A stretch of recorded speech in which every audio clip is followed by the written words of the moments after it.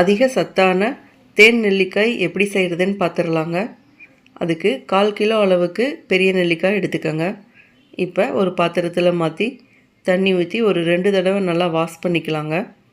இப்போ வாஷ் பண்ண நெல்லிக்காவை அப்படியே ஒரு இட்லி பாத்திரத்தில் வச்சுக்கலாங்க. இட்லி பாத்திரத்தில் வச்சு ஒரு 7லேருந்து 10 நிமிஷம் அளவுக்கு வேக வச்சு எடுத்துக்கலாங்க. நீங்கள் ஸ்டீமர் இருந்தால் கூட யூஸ் பண்ணிக்கலாங்க. இப்போ 10 நிமிஷம் கழித்து பார்க்குறப்ப நல்லா வெந்திருக்குங்க. நெல்லிக்காய் ஃபுல்லாக ஆறுனதுக்கப்புறம் இந்த மாதிரி ஒரு ஃபோக் ஸ்பூன் வச்சோ டூத்பிக் வச்சோ நல்லா குத்தி விட்டுக்கலாங்க. அப்போ தான் இனிப்பு ஃபுல்லாக இறங்குங்க. அடுத்ததாக ஒரு கடாயில் 1 கப் அளவுக்கு நாட்டு சர்க்கரை எடுத்துருக்கீங்க. நீங்கள் வெல்லம் கூட எடுத்துக்கலாங்க. 1/4 கப் அளவுக்கு தண்ணி ஊற்றிக்கங்க. நாட்டு சர்க்கரை ஃபுல்லாக தண்ணியில் கரையிற அளவுக்கு நல்லா கலந்து விட்டுக்கோங்க. அடுத்ததாக ஒரு கொதி வரப்போ நம்ம வேக வச்சுருக்கிற நெல்லிக்காயை இது கூட சேர்த்துக்கலாங்க. சேர்த்துட்டு திரும்பவும் நல்லா மிக்ஸ் பண்ணி விட்டுக்கலாங்க.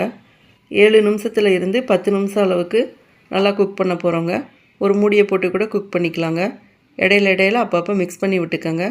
இப்போ 10 நிமிஷம் கழித்து பார்க்குறப்ப பாகு நல்லா கெட்டியாக இருக்குங்க. நெல்லிக்காயும் நல்லா குக்காக இருக்குங்க. பாகை தொட்டு பார்க்குறப்ப ஒரு கம்பி பதம் வரணுங்க. இந்த ஸ்டேஜ் கரெக்டாக இருக்குங்க. அடுப்பை ஆஃப் பண்ணிடலாங்க. நல்லா ஆற வச்சதுக்கப்புறம் அப்படியே ஒரு பவுலுக்குள்ளே இல்லாட்டி ஒரு பாத்திரத்துக்குள்ளே ஊற்றிக்கங்க. இதை அப்படியே ஒரு தட்டை போட்டு மூடி வச்சிடலாங்க. ஒரு நாளைக்கு நல்லா ஊற வச்சிடலாங்க. ஒரு நாள் கழித்து பார்க்குறப்ப தேன் நெல்லிக்காய் ரொம்ப இனிப்பாக சூப்பராக ரெடியாக இருக்குங்க. இதே மாதிரி நிறைய ஹெல்த்தியான ரெசிபீஸ்க்கு நம்ம சேனலை மறக்காமல் சப்ஸ்கிரைப் பண்ணிக்கோங்க. தேங்க்யூ.